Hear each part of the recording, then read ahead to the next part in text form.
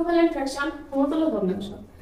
কোনো একটা ভগ্নাংশক যেতিয়া এটা নিৰ্দিষ্ট নম্বৰেদি হৰ আৰু লব দুটাতে পূৰণ বা হৰণ কৰিম তেতিয়া যেটো নতুন ভগ্নাংশ পাম সেই ভগ্নাংশটোক আগৰ ভগ্নাংশৰ কি সমতুল্য ভগ্নাংশ বুলি কোৱা হয় ঠিক আছে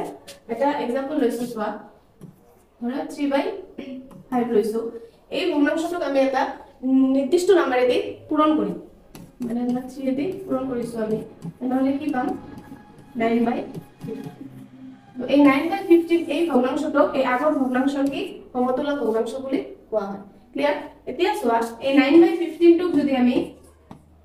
3 দি ডিভাইড কৰি দিও এনেহলে কি পাম 3/5 তাৰ মানে কি হল এই 3/5 টো 9/15 ৰ আকৌ সমতুল্য ভগ্নাংশ হল এটো সেমই হৈছে গতিকে আমি কি ক'ব পাৰি যিবিলাক ভগ্নাংশৰ ভ্যালু বিলাক সেম সেই ভগ্নাংশ বিলাকক সমতুল্য ভগ্নাংশ বুলি